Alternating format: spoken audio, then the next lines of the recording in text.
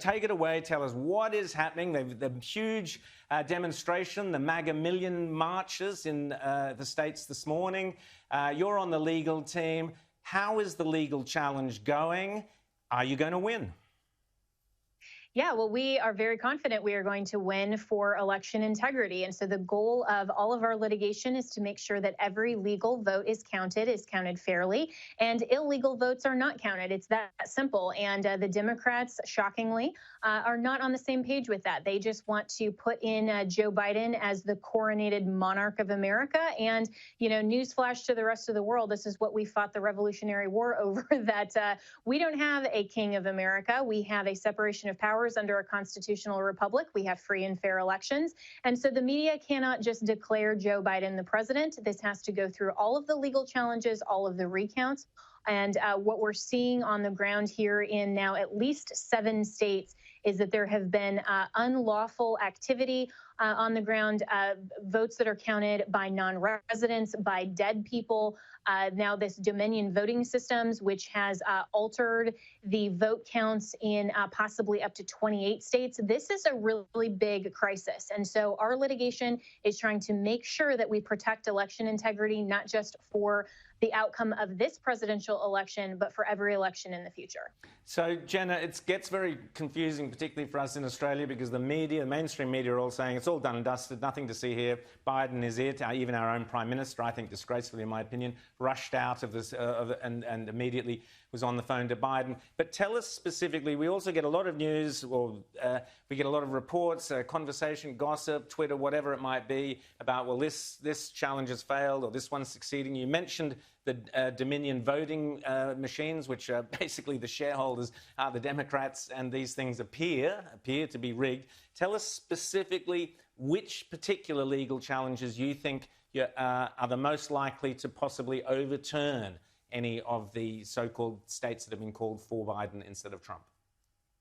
Yeah, well, first, what everyone needs to recognize is that it's not up to the mainstream media to simply call this election how they prefer. And so this projection that Joe Biden has won does not match what's actually happening. The states need to certify the election. No state has certified that count. And so the legal challenges come down really to 2 things. And by the way, the president just put former Mayor Rudy Giuliani in charge of the litigation. I'm on his team, and he has now taken a look at the litigation nationwide. And so this really boils down to 2 things. First, that we have not had meaningful access to actually observe the ballot counting. This is shocking that the law says that both Republican and Democrat operatives can observe the ballot count to preserve transparency and election integrity. That did not happen in Michigan, Pennsylvania, a number of other states. We're talking about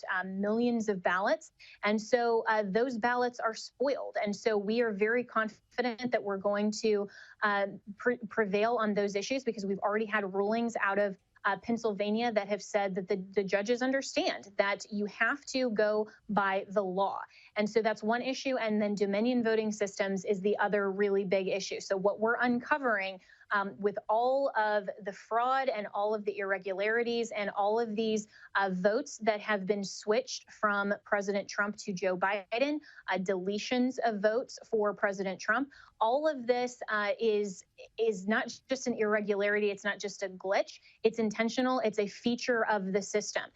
So for every American who cares about election integrity, again, this isn't just about President Trump. This is about maintaining election integrity. And so what we're doing, we do believe that we'll prevail on both of those challenges. And so we are creating the litigation strategy moving forward under the mayor's leadership.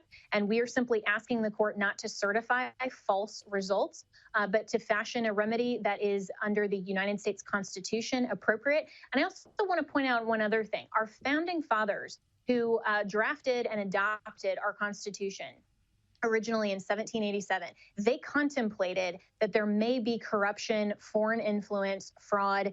They wanted to make sure that the people's choice for selection of president and for all other government officials by elections, that in the instance that the elections were corrupt, then they had methods of re-enfranchising and making sure that the people are not disenfranchised. So we have those mechanisms in place, and we're confident that the judicial branch will be able to independently and in an unbiased fashion continue to arbitrate these cases and make sure that the people's voice is not disenfranchised. We get to a fair and accurate result.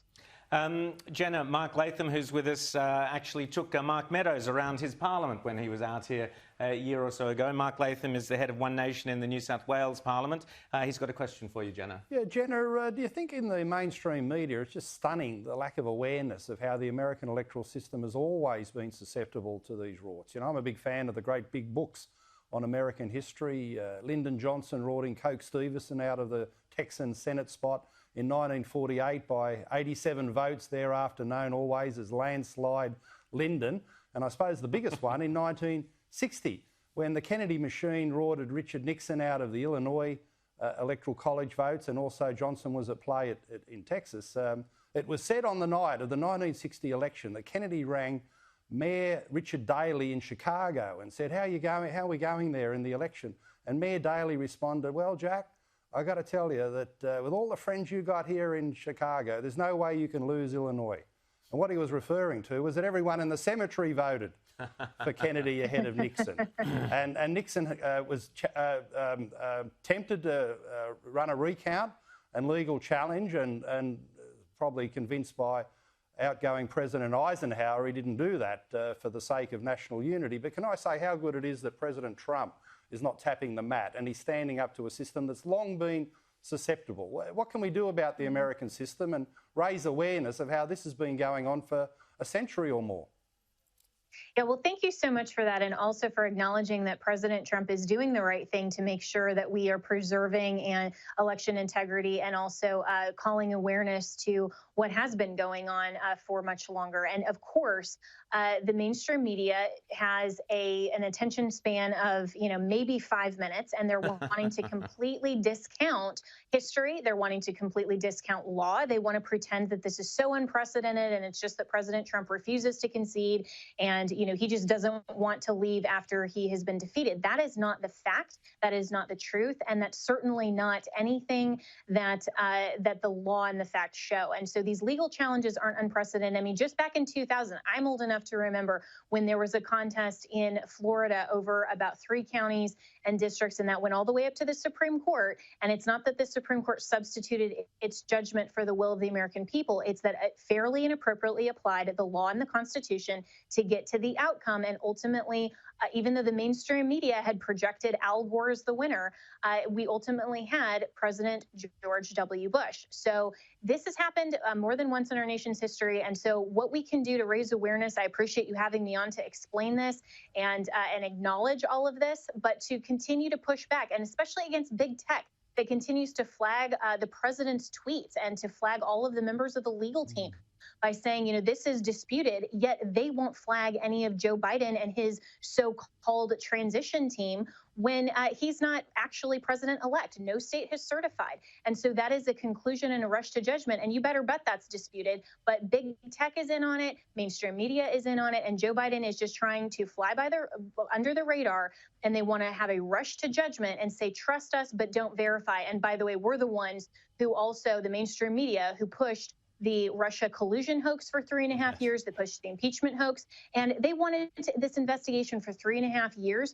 They won't give our legal team even 3.5 weeks to bring forward our legal challenges and lawsuits. What is the rush? Lauren.